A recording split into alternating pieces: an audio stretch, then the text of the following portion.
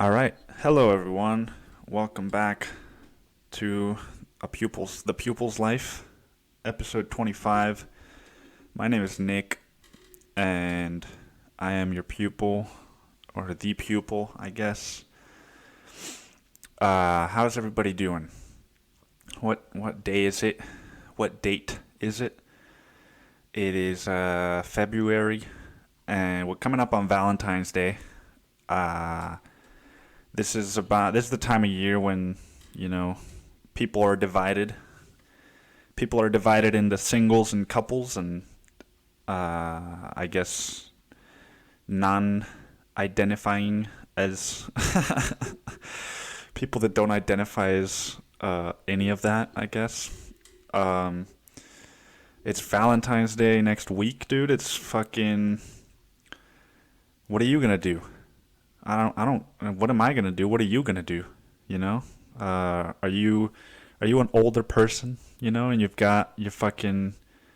60s, or maybe you're hitting 60 soon, and you've got somebody that you've been with for like 7 or 8 years. Maybe you don't celebrate these things because you think like, oh well, we don't have to prove our love to each other. We're too busy for that. Or maybe you still haven't gotten over some of your childhood traumas, and you're like, Valentine's Day. I don't do Valentine's Day. If you don't do Valentine's Day, just for no reason, if that's just your default answer is like, I don't do Valentine's Day. You got some self-reflecting to do, man. Oh, dude, I love fucking, like asking people that are dating but aren't like exclusive with the person they're dating yet. I love asking those people like, so what are you doing for Valentine's Day? And just hearing them say like, I don't know, I don't do Valentine's Day.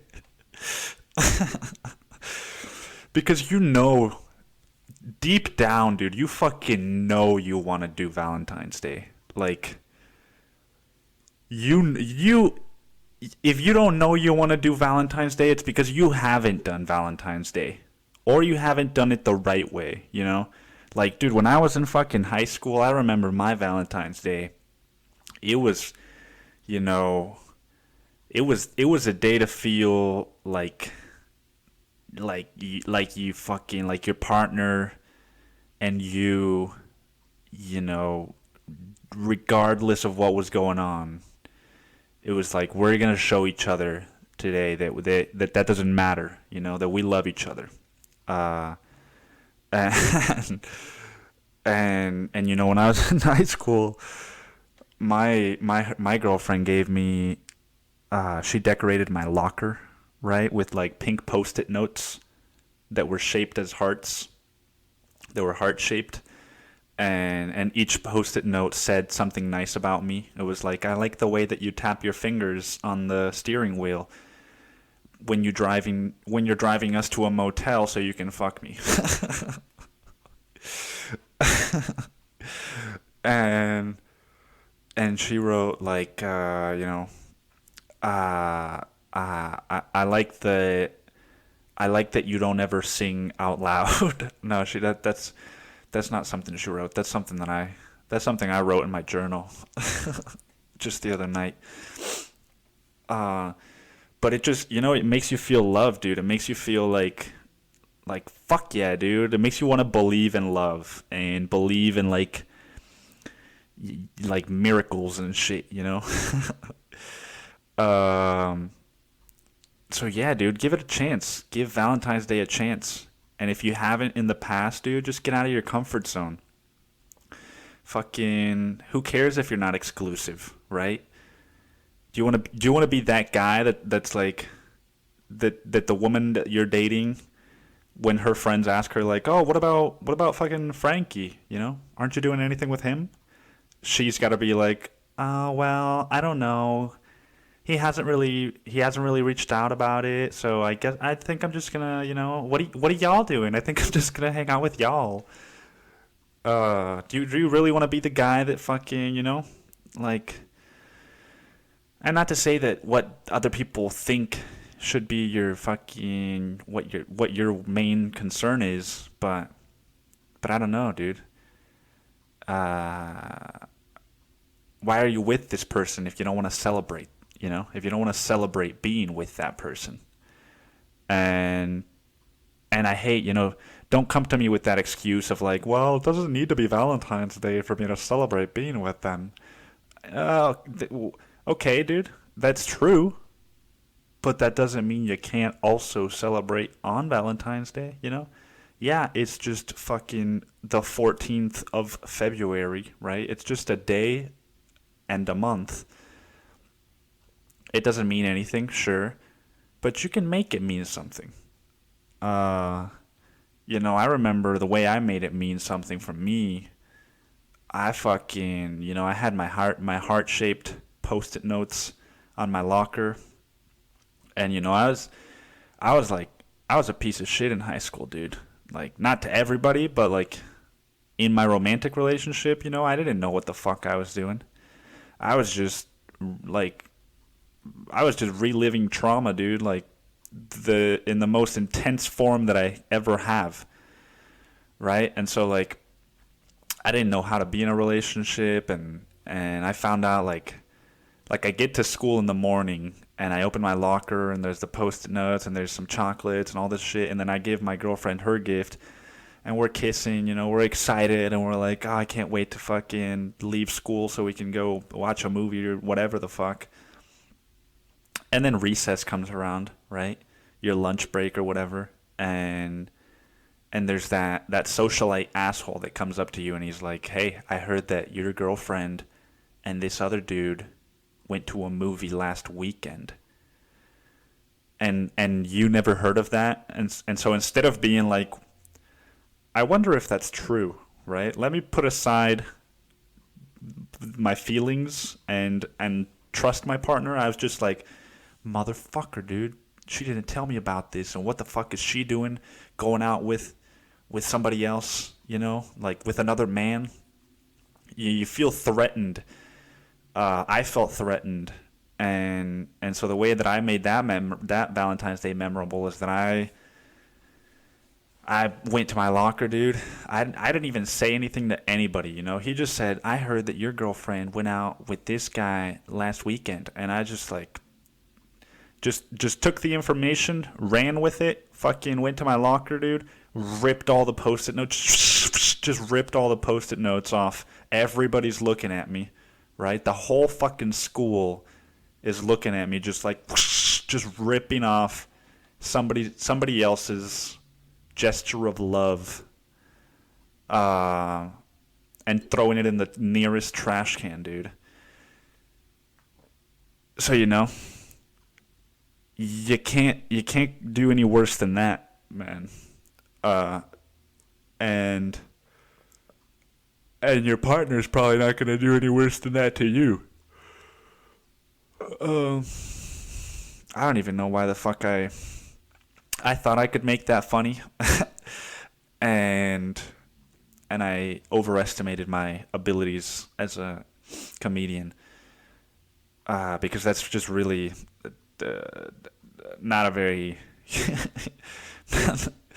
not a very humorous experience. But my point is that you gotta try, you gotta put yourself out there.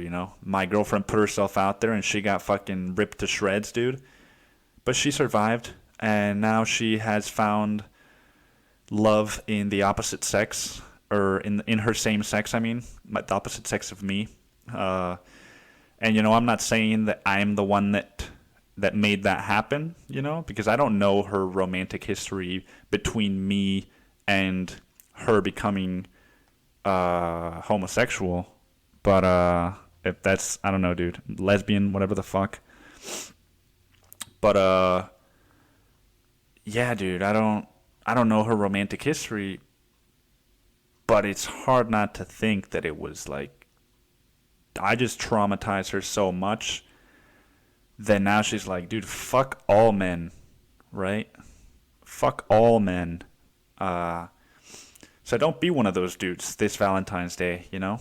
Don't make your don't make the woman you're dating think fuck all men, dude. You know, just and if you don't know what to do, man, just fucking buy her some chocolates, dude. Just anything, man. Anything is better than nothing. That's the one thing I'll say. Anything is better than nothing. Well, except for like, you know, fucking like except for if you're going to go to like the nearest Walgreens, right? And get her like a Snickers bar, like don't do that shit. Unless you have a really, really neat story to go along with it, like, oh, you're never gonna believe this. I had like a huge teddy bear, and it wasn't filled in with cotton. It was filled in with my all of my love, and then I was riding it on the way over here. I was on my bicycle, and I had it in my backpack. You know, the head was sticking out because my backpack wasn't big enough, so everybody could see this teddy bear's face that was filled with my love for you, and and then I hit a I hit a speed bump, right? I know we don't have those here in the U.S., but I hit a speed bump, and the teddy bear flew out of my backpack, you know, flew out of my backpack into the bed of a truck that was going like 70 miles an hour, and it just took off with my teddy bear with your teddy bear full of my love for you. And you know, I was so flustered, and I didn't have much time, and so I stopped there was a Walgreens. This happened right near a Walgreens, and so I bought you a Snickers bar because that's all I had money for. My wallet was in my backpack, and the teddy bear took my backpack with it. You know, I don't know, dude. Just do something nice for whoever you are dating right now, or fucking. You know, you don't have to be dating the person that you're gonna celebrate Valentine's with. But yeah, man, since Valentine's Day is coming up, I'm not sure what I'm doing, man. I am not sure what I'm doing. There's a show I talked about Andy Schauf's album, The Neon Skyline, and he's gonna be in Austin, and that's next Friday. So I might be going to that.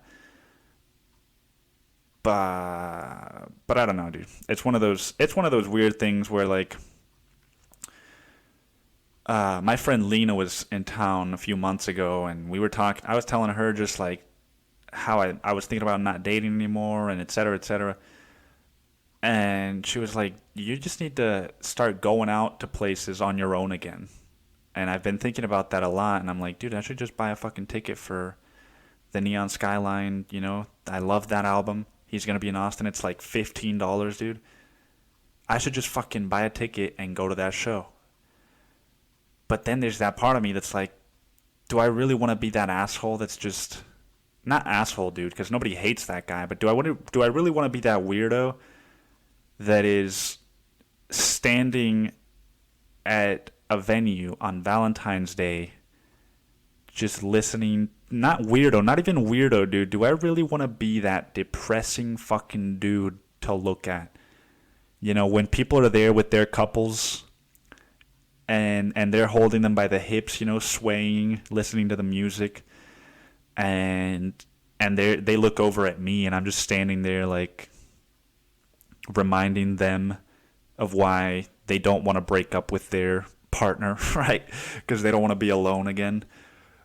So I don't know, man. That's maybe what I'm gonna be doing, is listening to that guy.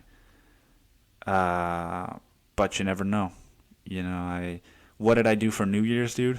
I didn't exist for New Year's. I was asleep. So maybe I'll sleep through Valentine's Day. I can't do that because I've got to work that day, but I don't have to work that night. So if something does pop up, dude, I have no excuses. Um, so that's what's going on right now with you, I guess. It's February, you know. It's that time of year when the gym, you stop seeing as many people at the gym, and and and they start, I don't know, they just start hiding at home again, like I did for the last year and a half of my life, and just making up excuses for not going to the gym. You start to see less people outside too, because it's still fucking cold, and they're like, dude, I've got to take advantage of my last few months of having an excuse to not go outside. Uh, but what have I been doing, man? I've been going to the YMCA still. I'm swimming, dude, and that's keeping me from the brink of insanity, dude.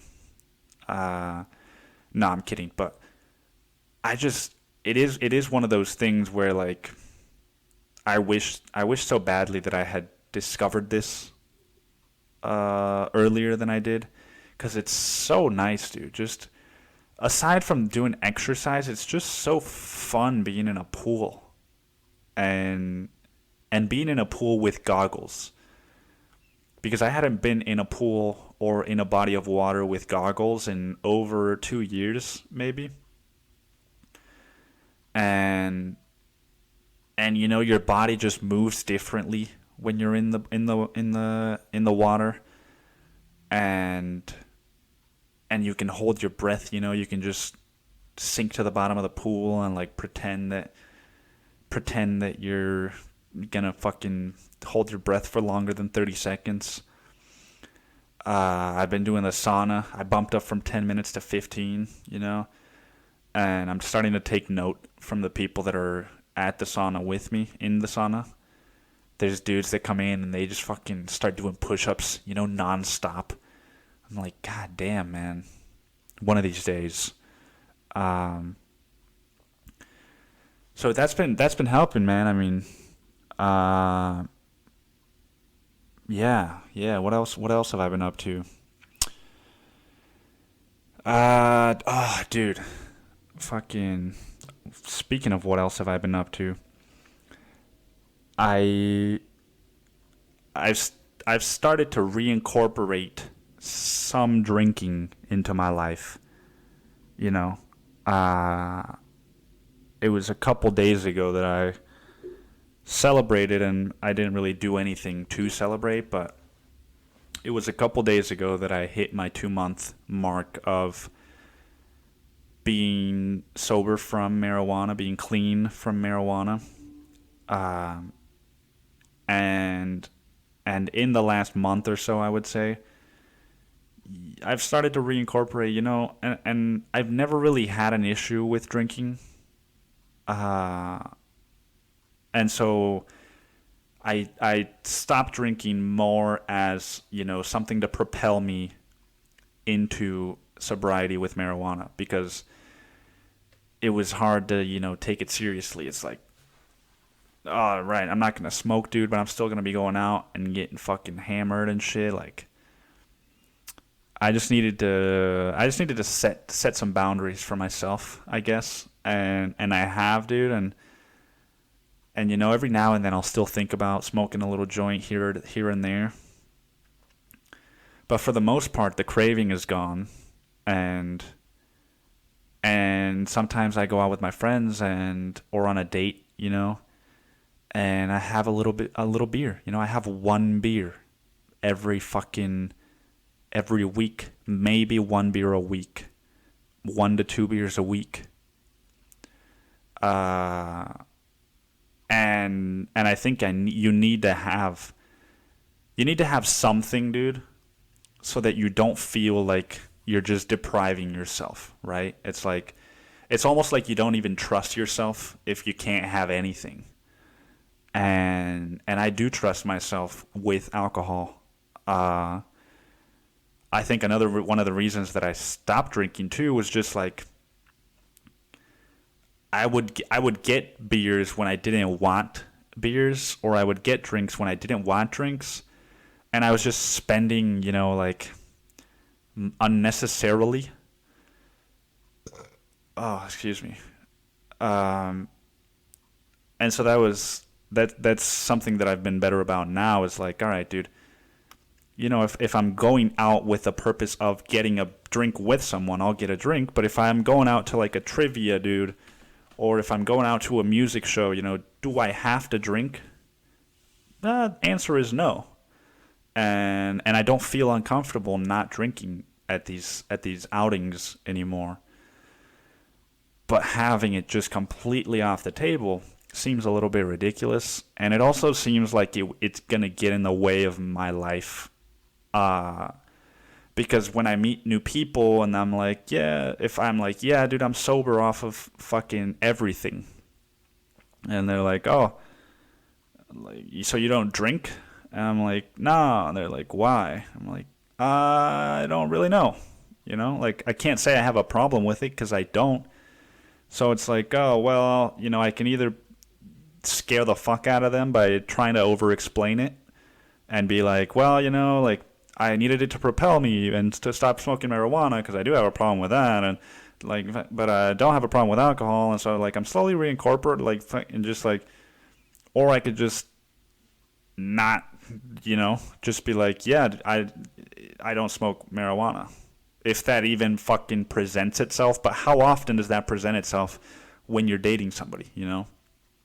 In Austin, the answer is quite often, but not as often as a drink, dude. So I can avoid that whole fucking just like what's wrong with this guy? Like he's sober from something he doesn't have an issue with. Like it doesn't make any fucking sense. And I'm trying to live my life in a way that makes more sense, dude.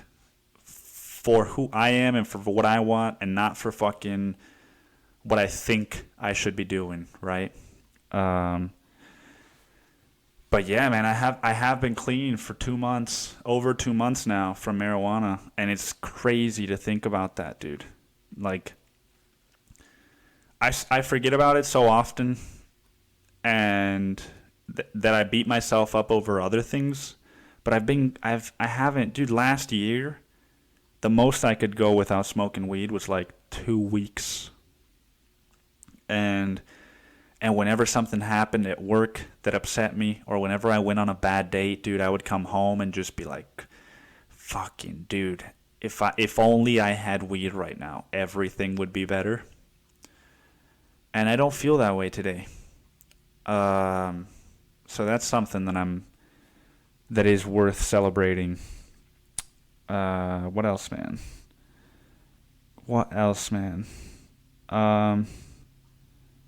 I've been, I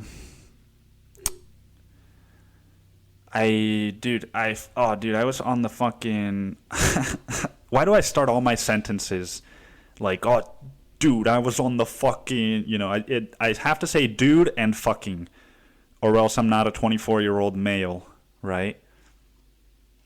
But I was going to work, and I was on the bus, and it was a longer bus ride than usual because of where I was coming from. And I saw this father and son, they were sitting right across from me. And they were sitting right across from me, and the father must have been, mid-40s, and the kid must have been maybe 5-6 years old. And it was the sweetest fucking thing that I've seen this year, dude. Like in real life, it's the sweetest moment that I've encountered in my real life in 2020. Because the kid just kept asking, the dad was, and the dad was like like like almost like a movie dad, like Jim Carrey in Liar Liar or something, like somebody that's like just like too good of a dad, right? And so he was like really excited. He was talking to his kid. He's like, So, right now somebody pressed the button, which means that they're signaling for their stop, and we're approaching Guadalupe and 45th. This is where your Uncle Jim and his kid Sean live. Do you remember Sean and Uncle Jim? just like just wouldn't stop talking, and like never brought his phone out. Wasn't distracted. He was fully engaged with his kid, and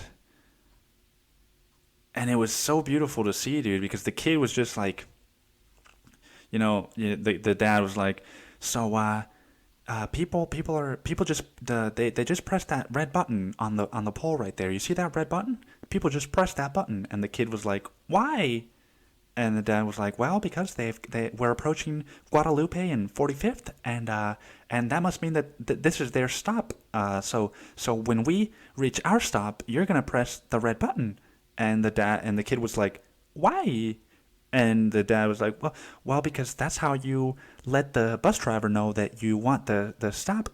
Because otherwise, sometimes if they see a stop and that they're supposed to stop at, and there's no people at the stop, then sometimes they just drive by if nobody presses that red button. And the kid was like, why? Like, he just kept fucking having an answer, and the kid just kept fucking with him, dude. Just, why? Just kept, why? And which, like, I'm sure all kids do. I did that as a kid, dude. But when I did that, you know what my fucking dad said? He was like, you're in the age of the rooster. You're hitting the age of a rooster. And I was like, what? What does that mean? He was like, you won't stop talking. Right? So it just like immediately makes you feel bad about your curiosity and ashamed of your curiosity and guilty for fucking asking them to interact with you. And this dad, dude, he was just the opposite. Like, and the way that he navigated certain situations, like his kid was like, Daddy, I'm a duck, quack quack, and he just started making fucking quack sounds, and his dad was like, oh, you're a duck, you're the cutest duck I've seen on this side of East Riverside, and and the kid just kept doing like quack quack, just making louder quack noises. And people on the bus like start kind of turning their heads and like looking over, and the dad notices this, and he's like, all right, can you be a quiet duck? And the kid was like, why? and his dad was like, well, because there are people on the bus, and we don't want to disrupt them, so a quiet duck is a good duck. And the kid was like, why? Quack, quack. Just kept fucking quacking, dude. And I'm like, at this point, I'm having to stop myself from fucking crying, laughing. Just from joy and just like, almost like a certain envy, dude. Of like, damn, dude, I wish that I was that kid right now,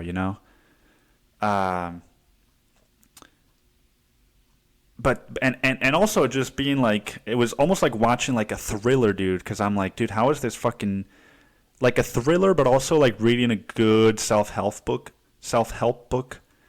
I mixed help and health, self-help book. It was like watching a thriller and reading a really good self-help book. Because I was on the edge of my seat, right? Like, how is he going to make his kid not fucking make the bus driver stop the bus because he's being a disturbance? But also, how is he going to do that without, invalidating the kid in some way or shaming him, or, how is he going to navigate this, dude? I'm going to learn from this father-son interaction. And finally, the kid's still like quack quack, just won't stop, dude. And people are laughing. The bus driver probably isn't gonna stop it anyway. But the dad's like, out of respect, he wants to still make an impact, right? And so he's like, Um, oh, where were we gonna go right now, son? Were we gonna go eat tacos? And the kid's like, just quack, quack, won't stop. And the dad's like, well, I don't think that, I don't remember ducks eating tacos, especially not loud ducks. And the kid's like, I'm a special duck. Fucking dude, I love children and their fucking creativity, dude, and their ability to just not let people say no to them, right?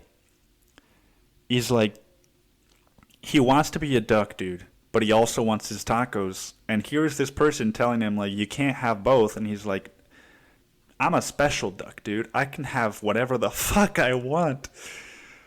Uh and he's like, "Oh, I don't know about that. I've never seen a duck that can eat tacos." And he's like, "Well, but I'm a special duck, and I can eat tacos and be loud."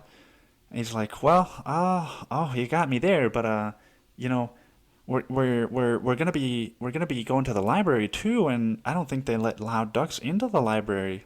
And the kid's like, "Why?" Just why?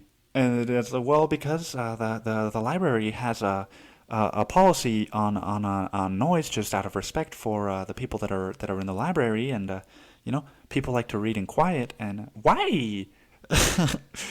Oh, I don't know, dude. It was fascinating seeing just this interaction never end, dude. And I ended up getting off at the same stop as them, and as I'm taking my bike off, I look over at the father and son, and the father is like, son, do you wanna wait for the bus to take off and wave to the driver, wave goodbye to the driver as she drives away?" And the kid was like, "Yeah." And dude, it was just so fucking sweet. I don't know, man. Like shit like that is what gets me. You know? If I wasn't on my way to work, I probably would have found like a public restroom, dude, to just go bawl my fucking eyes out. Because seeing good parents in public is such an uncommon thing that you should almost get like a fucking award for spotting it, right? Like there should be an app where you get, I don't know, like fucking, it's an app where you take pictures of things that you see, and you get 50 cents for like maybe you get like 1 cent for like basic shit, right? You take a picture of a bird, and you can only take like one picture of that one thing, right? You can't just be taking like 100 pictures of birds and making money off of that. But like you can take a picture of a bird every day, right, and make 1 cent, and maybe the app compiles these pictures into like a database of the birds of Texas or something. You can take a picture of like just like structures and like street lights and stop signs, and the app can use this to like see how the city is holding up, what needs maintenance and what doesn't.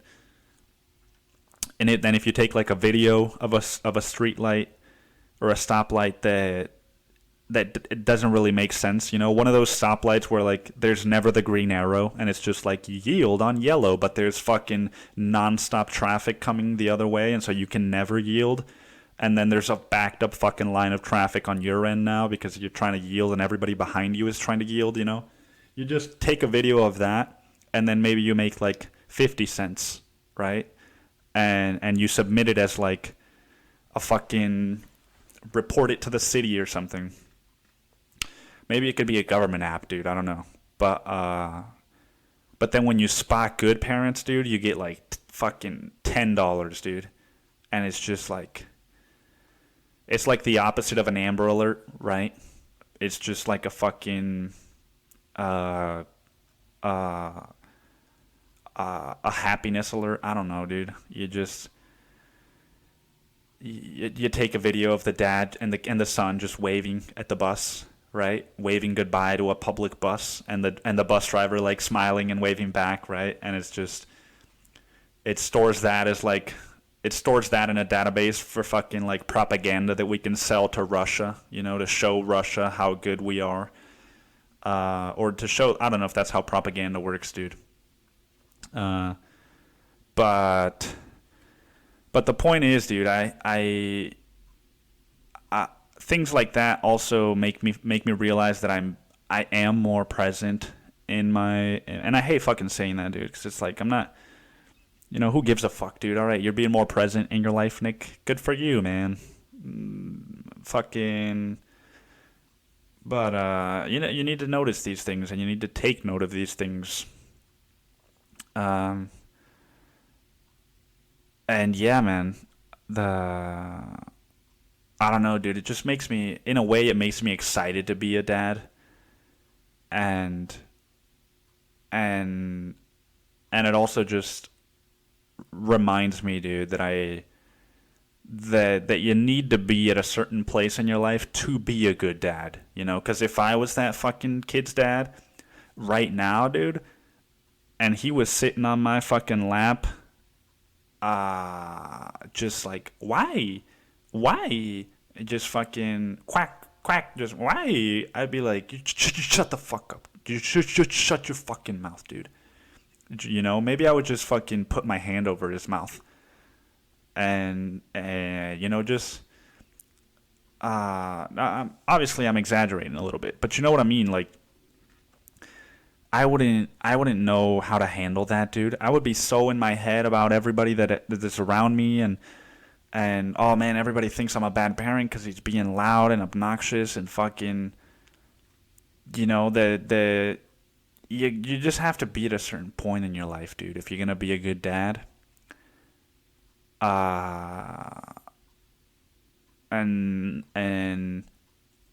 so that's another argument for, you know, I fuck with some of my coworkers, you know, the few coworkers that I actually enjoy working with. Um, you know, sometimes I'll fuck with them like, "Do you think you'll ever get married, dude?" And they're like, "Fuck no." "Do you think you'll ever get married?" I'm like, "Yeah. Yeah, I think so." And it's like, "Do you think you'll ever have kids?" And they're like, "Fuck no." "Do you think you'll ever have kids?" And I'm like, "Yeah." "Oh yeah, I think I will." And they're like, "What age are you gonna have kids at?" And I say like, I'm gonna wait until I'm like 36. You know, that's like a weird number that I've just picked in my head. Is like 36 is when I'm gonna, you know, like I'm not gonna have a kid until 36. You know, I might be 40, but until 36, I'm not gonna have a kid, right? If I'm 35 and I'm married and my wife is like, "We need to have a kid," I'm like, "Nah, let's wait another year." Uh, and my coworkers are always like, "Dude, that's so fucking late." And I always pull out the Bill Burr card. I'm like, "Yeah, dude. Guess what? Bill Burr had a fucking kid at 50, dude, or fucking 48 or 49 or whatever. So don't tell me that it's too late, dude. Too late for fucking what, man? What are you having a kid for you or for the kid, you know? I don't understand this argument of like, you want to have your kid at a young age so that you can be with them for longer, right? It's like, what if you have that kid at a younger age and it's fucking miserable, dude? You wanna extend that misery, or would you rather just have a kid when you're ready, dude, and give him the best fucking years of however many years that is, because you could die whenever, dude.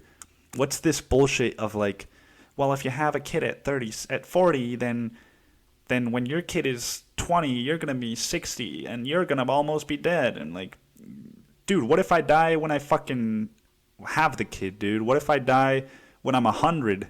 Then I'm gonna live to when he's 60, you know, like, dude, it just makes no fucking sense. I hate bullshit like that where it's like, oh, that's so late. It's like, according to what, dude? Where are you getting your facts from? You know? Um, And who gives a fuck about your facts, too?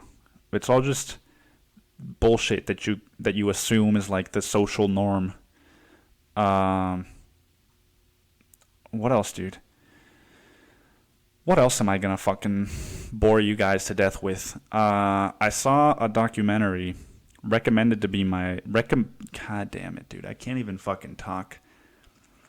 Sometimes I listen to these podcasts and I think like, dude, I don't know how to fucking talk. I don't know how to articulate words. I don't know how to articulate words. I'm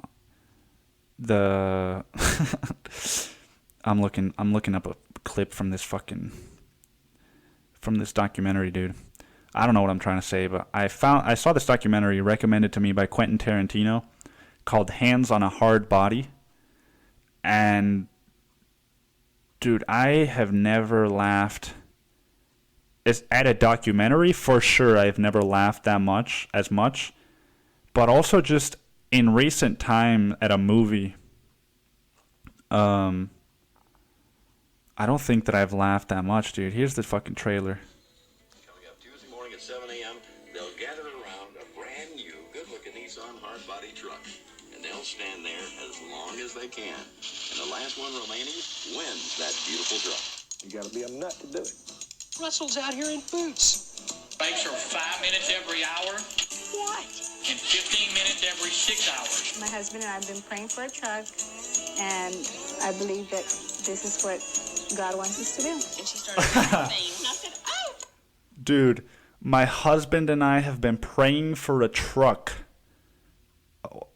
and this is what God wants us to do? How fucking, what do you think God is up to that he gives a fuck about you getting a truck, dude? A $15,000 hard body truck.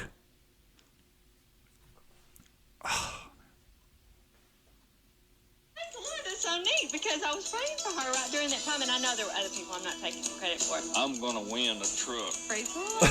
This is when the big dogs hunt.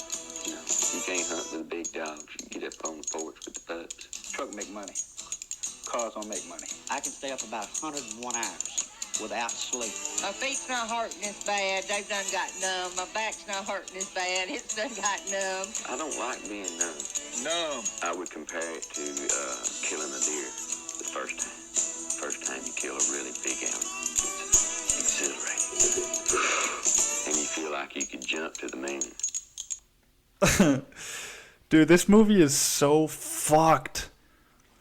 It's if you don't know what Hands on a Hardbody is, it was a contest that ran for like 10 years or something in some part of Texas.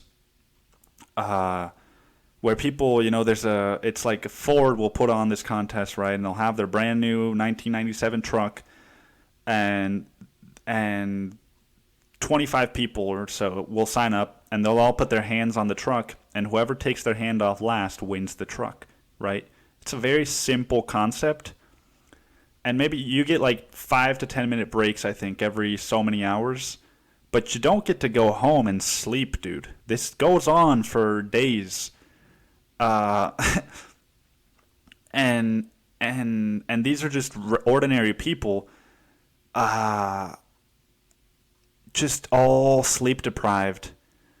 And fucking starting to lose their minds, dude. Like, the reason this contest no longer exists is because somebody actually killed themselves after they lost. So, it's it's a funny documentary because that's not the one that you're watching, right? But, dude, it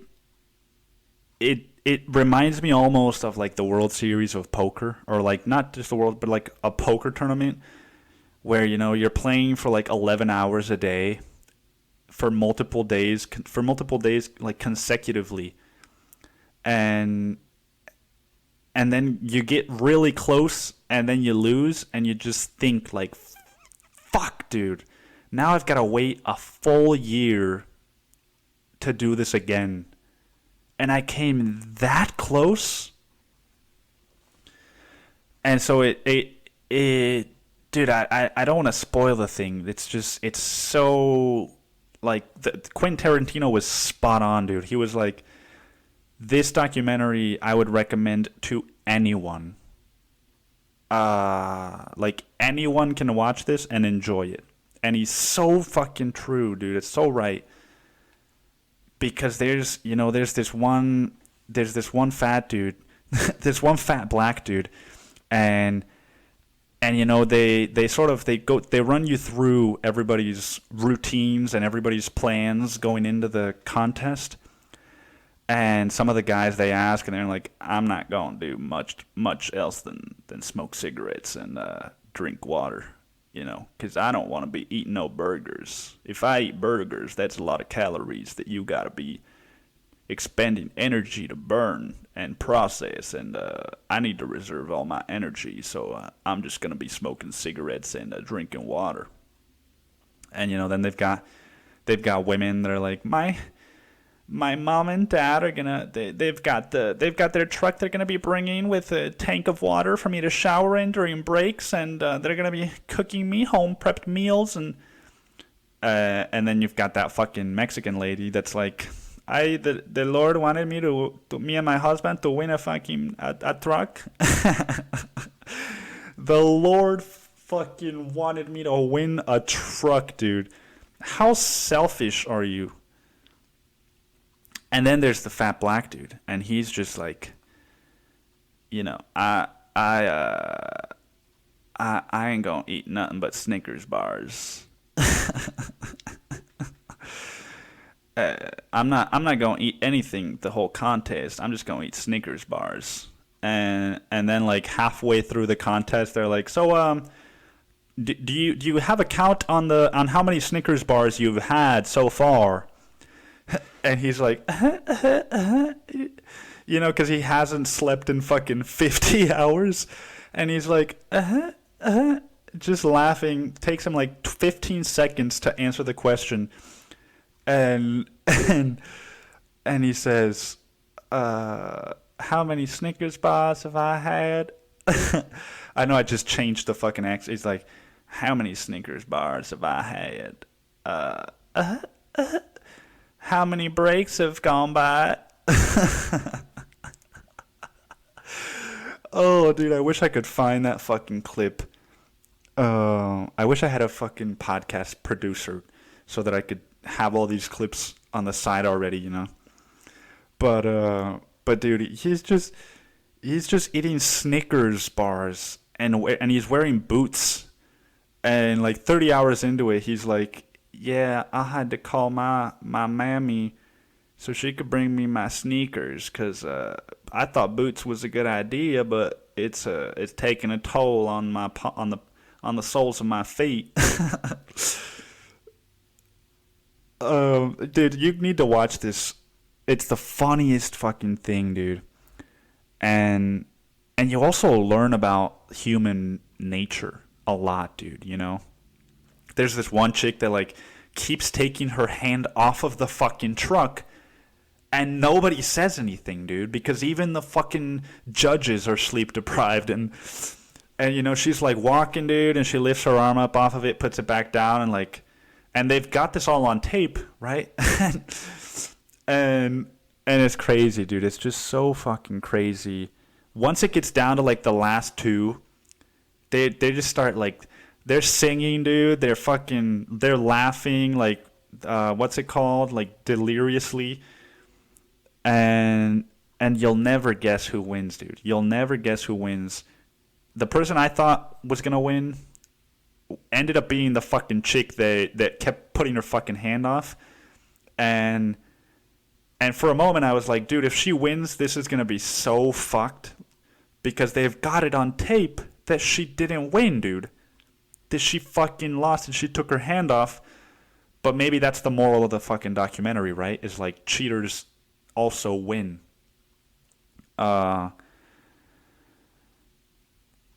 Dude, anyway, Hands on a Hardbody, and you can find it for free online. I think it's probably even on YouTube, and it's the most entertaining hour and a half of film that I've seen in a while, dude. You know, I was asking my manager the other day, like, dude, do they even make comedy films anymore, right? Like, remember the days when it was Jim Carrey, dude, and that was kind of, he had his streak of movies, and then the knocked up guys came around, fucking Seth Rogen and all his crew. They got knocked up, super bad, Pineapple Express, This Is the End, you know, all their little spin-offs, like Forgetting Sarah Marshall. And nowadays it's like, oh, fucking Bridesmaids, dude. Like, fucking that movie about the two high school chicks that is basically super bad. It's just not as funny or creative, but it's like smart humor, right? And so people are like, oh, I don't fucking know, dude. It's like people say that the Seth Rogen humor and all that was like crass and just stupid, and it's like, no, dude, you don't fucking get it. That shit was genius, man. Like making humor out of things that are that fucking dumb and still making like that's not easy, dude. You just can't do it, and so you're like creating this new fucking genre of like smart humor, right? It's like, well, we're breaking down barriers because high school girls are also promiscuous, right? And they also want to have fun. And it's like, yeah, dude, I'm not saying that you don't, but can you make it funny? But I'm not saying that high school girls don't want to do all the same things that high school boys do, if that's what you're saying. But can you make it funny, dude? Can you make it fucking funny? Because I paid $13 goddamn dollars to come to a comedy film and laugh, dude. Not to learn about what women want, dude. If I wanted to do that, then I would go watch fucking Little Women, you know? Which I haven't done, dude. Because not because I don't want to learn about what women want, dude. And I don't even know if that's what that movie is teaching you, but that just looks like a boring, not my kind of movie, you know? Any movie that's fucking got people dressed in like the Renaissance era clothing, I can't do it, man. You know, last year we had that, what was that movie? Dude, it was Yorgos Lanthimos or whatever. With Margot, Margot Robbie? Dude, I don't fucking know, but it was like about that older woman that's having a fucking affair with one of her princesses, and then the new princess comes in, and dude, it wasn't Margot Robbie, it was Emma Stone, dude. It was Emma Stone. And even that movie, I was just like, dude, I get it, okay? You found cool buildings with a lot of nice art, and we're supposed to care, right? Because it looks pretty. We're supposed to care because, oh no, back then we were so repressed and things were so different. And it's like, dude, make it interesting. Don't just make a point. Make it fucking interesting, and make it so that I want to see the movie again, right? I feel like that's where we've gotten to these days. It's like, if you didn't make the movie in a way that makes somebody want to watch it again, dude, then you didn't make the right movie. You didn't make the movie well enough. Because there's so many movies that I could watch once, dude. Why am I going to go watch your movie once? I don't know, dude. I don't like those old kind of Renaissance-y movies. And you know what else I don't like, dude? You know what else I don't like? I don't like when people who identify as like Hispanic pronounce words that, you know, like I speak Spanish, dude, and I also speak English. And when I'm speaking English, I don't speak Spanish in between my English. And it drives me fucking crazy, dude, when I'm having a conversation with somebody and they're like, "Oh, where are you from?" And I'm like, "Oh, well, Cancun. I grew up in Cancun." And they're like, "Oh, you're from Cancun?"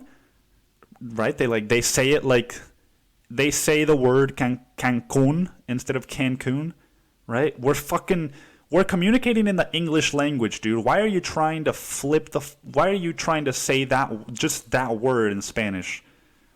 Right? They're like, "Oh, no way, man. Like, I grew up, I went to school in East Texas, right? And my best friend, Jesus, right? Like, you mean Jesus or Jesus? Why are you saying it in Spanish? I don't care that you speak Spanish, dude. We're speaking English right now. If you want to say Jesus, then say the rest of your sentence that way, too." It drives me crazy, man.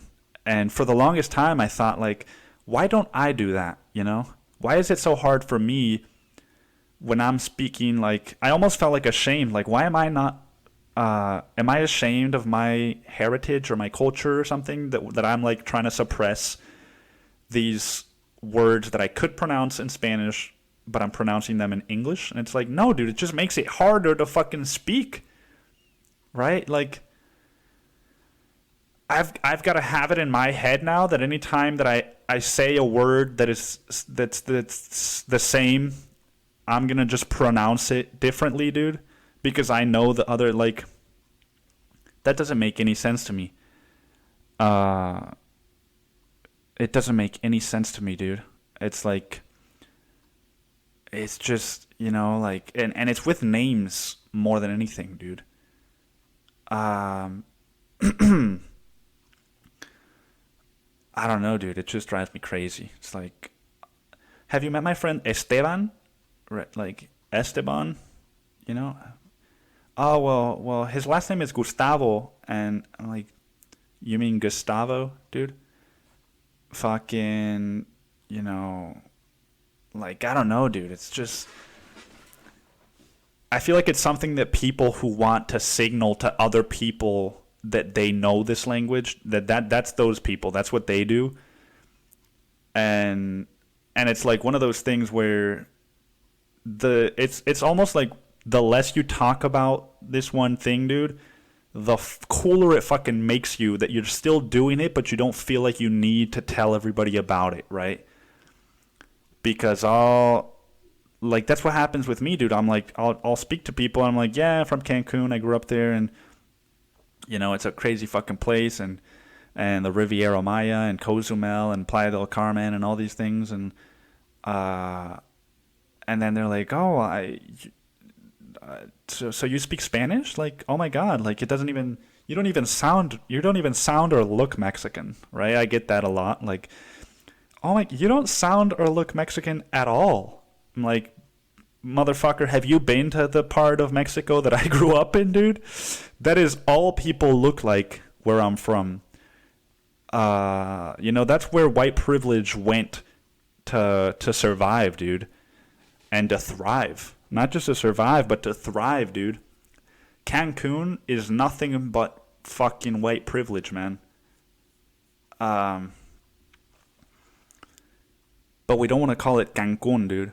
Unless we're speaking Spanish. Don't call it Cancun, you know?